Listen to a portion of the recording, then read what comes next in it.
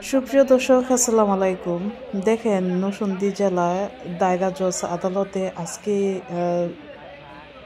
ছাত্রলীগের সাধারণ সম্পাদক যারা আছে তাদেরকে কিন্তু আদালতে তোলা হয়েছিল।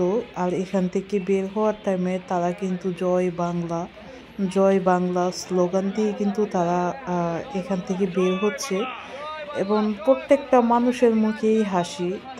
তাদের মনে কোনো কষ্ট নেই, কারণ তারা সাধারণ সম্পাদক নরসিংদী জেলার সবাই এখানে যারা আছে প্রত্যেকটা মানুষ নরসিংদী জেলায়।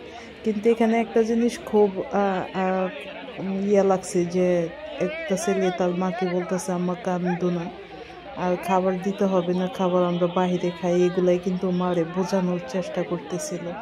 কিন্তু গাড়িতে ওঠার টাইমেও প্রত্যেকটা মানুষ কিন্তু কত হাসি খুশিভাবে উঠছে। তাদের মনের মধ্যে কোনো কষ্ট নেই, কারণ তারা বাংলাদেশের যে আপা আছে সে আপার জন্য তারা কিন্তু এইভাবে কিন্তু তারা হাসি মুখে সব কিছু বরণ করে নিয়েছে। আমি সাধারণ জনগণের কাছে একটা কথা বলতে চাই যে আমরা ছোট থেকে বড় হয়ে জানছি যে বাংলাদেশের মানুষ দুইটা দলকেই ভালোবাসে, একটা হচ্ছে বিএনপি, একটা হচ্ছে আওয়ামী লীগ।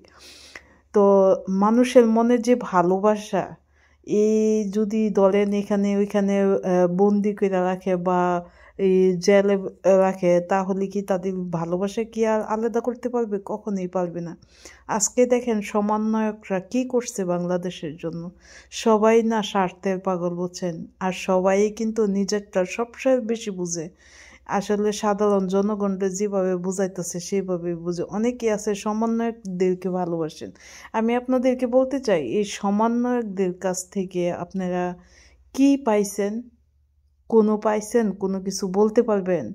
তা এই যে নাহিদ ইসলাম, উনি বলছিল যে উনি যখন স্বৈরাচারকে বিদায় করছে, তো ইন্টারনেটের দাম যেন কম হয় সেটার দিকে উনি দেখবেন এবং সব কিছুই করবেন। কিন্তু কই, সাধারণ একটা সিটি সেল নাকি কি সিমের একটা বাংলাদেশে তো থাকি না, সেই জন্য বলতে পারতাছি না। কিন্তু এই সিমের নেটটা পর্যন্ত সে ঠিক করতে পারলো না, তারপরে এমবির দাম আবার বাড়ায় দিছে। এই যে ইয়ে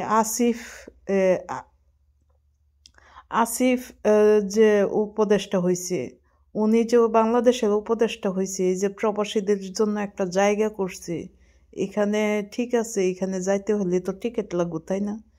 এখানে এই যে বাংলাদেশে প্রত্যেকটা প্রবাসীদের যে টিকিটের দাম এত বাড়াইছে, বাংলাদেশের প্রবাসীরা কিন্তু একসময় বলছিল দেশ গড়বে তারা। আজ